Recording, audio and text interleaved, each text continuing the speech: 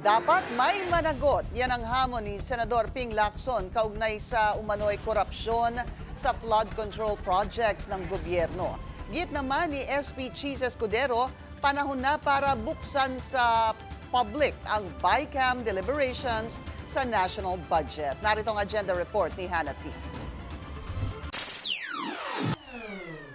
Kailangang mabisto at maparusahan ang nasa likod ng mga palpak at guni-guning flood control projects. Yan ang giit ni Senator Ping Lacson matapos iutos ni PBBM ang pag-audit sa mga proyekto at ang pag-publish ng listahan nito sa publiko. Sabi ni Lacson, hindi dapat matapos sa audit lang. Kung walang mapaparusahan, babalik at babalik lang daw ang mga tiwali sa negosyo kapag lumamig na ang issue. Halos 2 trillion pesos na kasi ang inilaang pondo para sa flood control projects mula pa noong 2011. Pero hindi naman nawala ang baha sa bansa. Ani Lacson, baka binulsa lang yan ng iilan. Kaya naman, di lang dapat contractors ang parusahan, kundi mga kasabwat nito sa gobyerno. Samantala, kahit nasa hot seat, sinusulong na rin ni SP Cheese ang transparency sa budget. Naakusahan si Escudero ng bilyong pisong insertions sa pondo ngayong taon na kalaunay itinanggi niya. Anya, kadalasan itong nangyayari sa closed-door bicameral budget meetings.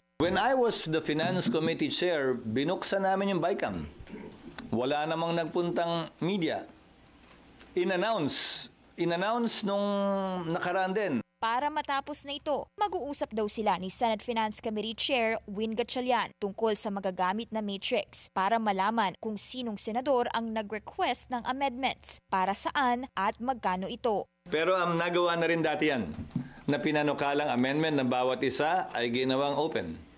Kaya nga mas gusto ko, di ba, lahat pinagdedebatihan sa plenaryo, imbis na sa caucus. At kung gagawin ito ng Kongreso, dapat pati executive branch din. Marami raw kasing budget changes mula sa kanila, gaya ng request for additional funds, na kadalasan walang formal announcement. Yun, nagiging transparent din ba yun? Minsan, yung mga sekretary makikipag-appointment na lang bigla, di ba?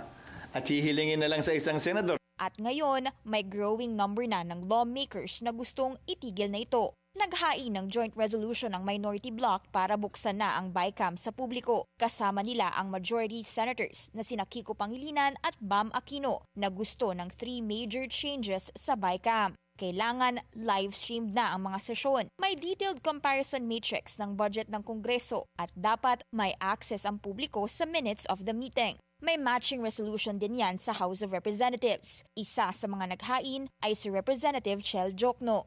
Lagpas isang dekada ng pinapanawagan ng Open BICAM, pero first time itong may joint formal resolution sa Kongreso para maging fully transparent ito.